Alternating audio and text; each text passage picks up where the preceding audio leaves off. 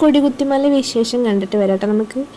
Sunday പോയ video ആണ്. എവിടേക്കെങ്കിലും പോവാന്ന് പറഞ്ഞിട്ട് ഞാനാ പറഞ്ഞത് കൊടികുത്തിമല പോവാന്ന്. ഇപ്പോൾ ട്രെൻഡിങ് ആയിട്ട് എല്ലാവരും പോണ സ്ഥലമാണെന്നൊക്കെ പറഞ്ഞ് ഭയങ്കര പിരികേറ്റിട്ട് പോയതാണ്. അവിടെ എത്തിയപ്പോൾ നിറച്ച് തിരക്കും. ഞായറാഴ്ച പോയാൽ ലാഭമില്ലാത്തൊരു സ്ഥലമാണ് കേട്ടത്. കാരണം നമുക്ക് ആസ്വദിക്കാൻ പറ്റില്ല നല്ലപോലെ. പിന്നെ ഇങ്ങനത്തെ കാഴ്ചയൊക്കെയാണ് നമുക്ക് സന്തോഷം തരിക. അവിടെ ആകെ ഗൂഗിൾ പേ മാത്രമേ അലൗഡ് ഉള്ളൂ, കാശ് സ്വീകരിക്കില്ല. പിന്നെ ബോട്ടിലൊന്നും ഉള്ളിൽ കയറ്റാൻ പറ്റില്ല, അതായത് പ്ലാസ്റ്റിക് ഒന്നും യൂസ് ചെയ്യാൻ പറ്റില്ല ഉള്ളിലേക്ക്.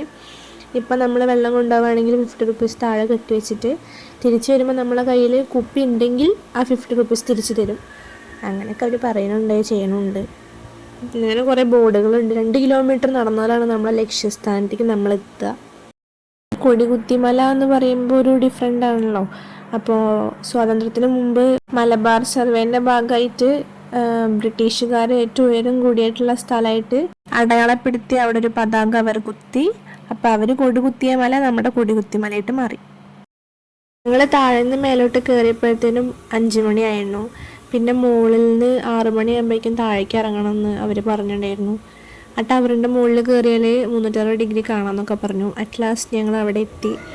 അത് പിന്നെ നടന്നു വന്ന ക്ഷീണത്തിൽ ഞങ്ങൾ കുറച്ച് നേരം അവിടെ റെസ്റ്റ് ചെയ്തു. എന്നിട്ട് ആ ടവറിൻ്റെ മുകളിൽ കയറിയിട്ടോ. അതിൽ ഞാൻ വീഡിയോ എടുക്കുന്നതിൻ്റെ സമയത്ത് ഒരാൾ മറ്റേ വിസിൽ വിളിച്ചിട്ട് എന്നെ പേടിപ്പിച്ചെടുക്കുക. മൂപ്പരാൾ വിസിലൊക്കെ കഴുത്തിലിട്ട് വന്നിട്ടേ അയാളെ ഫോട്ടോ ഫ്രെയിമിൽ ഞാൻ നിന്ന് തോന്നുന്നു. ഞാൻ കണ്ടിട്ടില്ല. ഞാൻ തിരിച്ച് നോക്കി പേടിപ്പിച്ചിട്ടോ. എന്താ എല്ലാവർക്കും എടുക്കണ്ടേ വീഡിയോ ഫോട്ടോസും? അയാൾക്ക് മാത്രം എടുത്താൽ മതിയോ?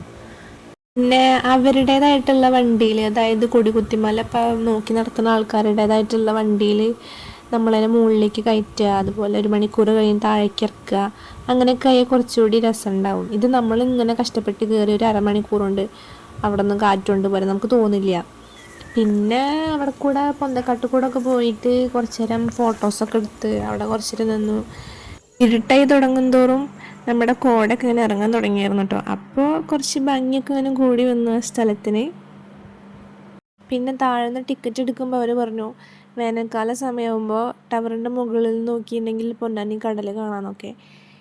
പിന്നെ അവിടുത്തെ പ്രത്യേകതകളിലൊന്നാണ് അവിടുത്തെ കിളികൾ കേട്ടോ. അവരുടെ സൗണ്ട് കുറച്ചും കൂടെ ഇറങ്ങിപ്പോരുമ്പോൾ നമുക്ക് കേൾക്കാം.